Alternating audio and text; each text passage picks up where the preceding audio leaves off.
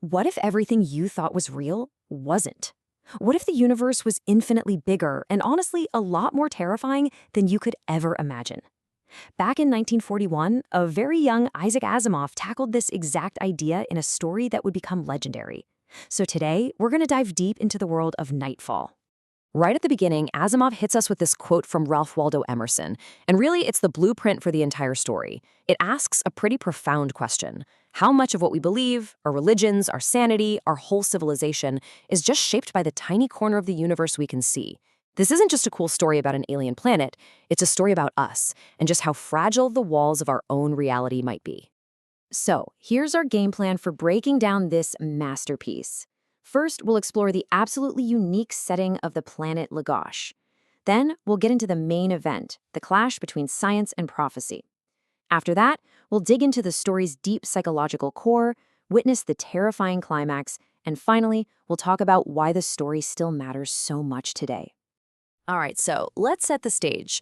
To really get the sheer terror of Nightfall, you have to first wrap your head around the planet where it all goes down, a place called Kalgash.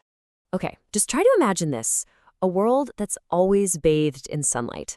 Kalgash is in a star system with 6 suns, which means there's always at least one of them in the sky. Always.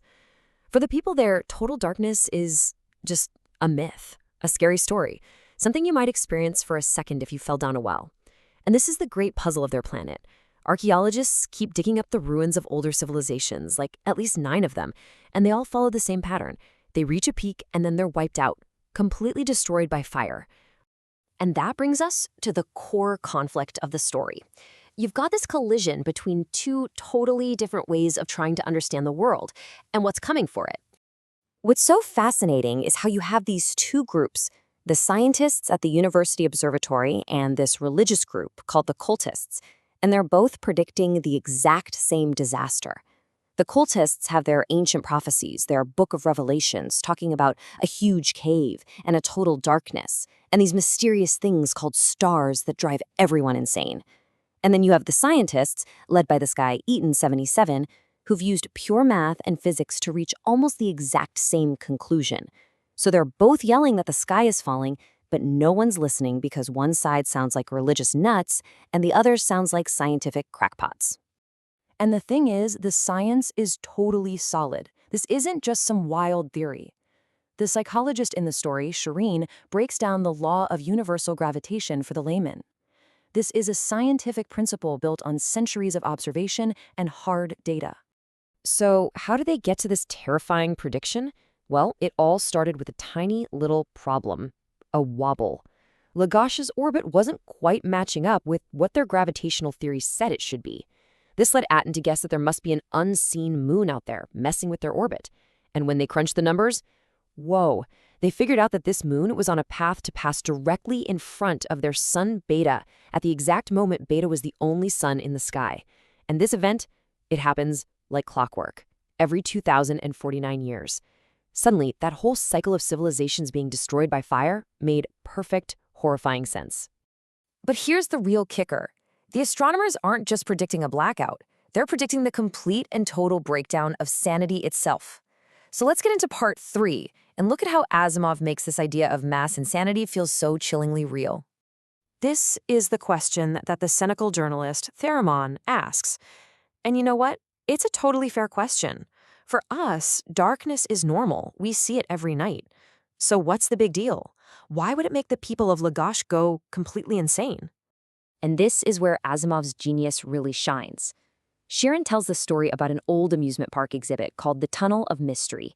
It was simple. You get in a car and it takes you on a 15-minute ride in absolute pitch-black darkness.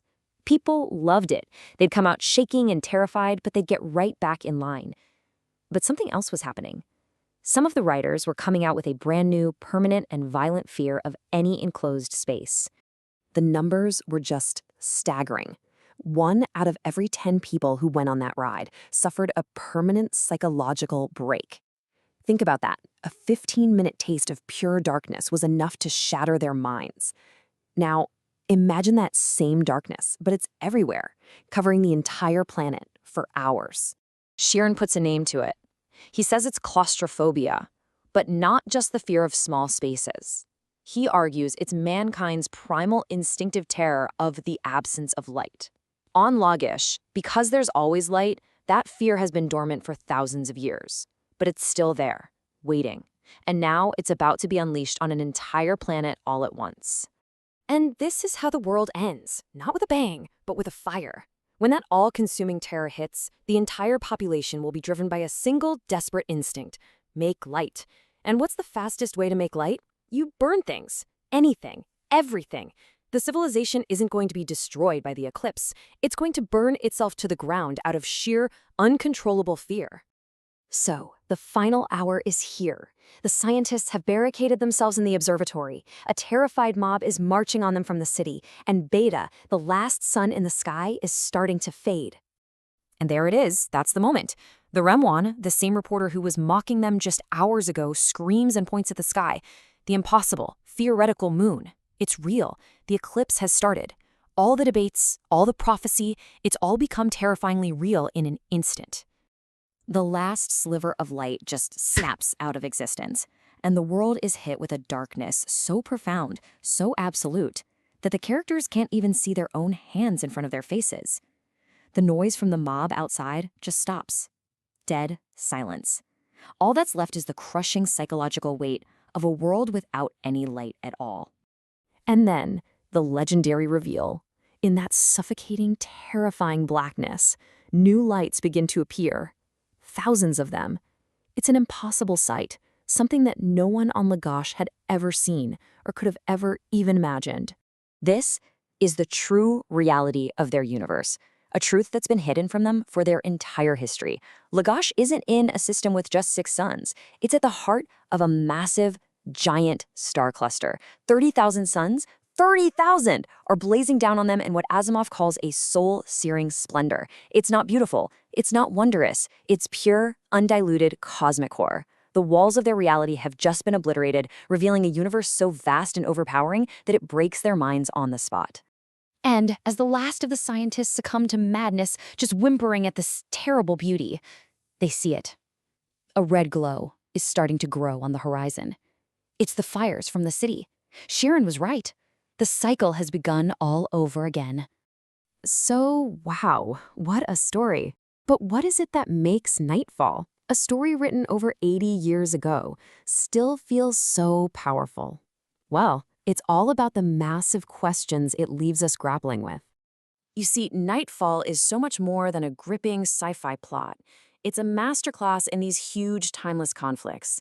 It's about reason versus revelation, and how two opposing worldviews can somehow lead to the same terrifying truth. It's about knowledge versus wisdom. I mean, the scientists knew what was coming. They had all the data, but they were powerless to stop it.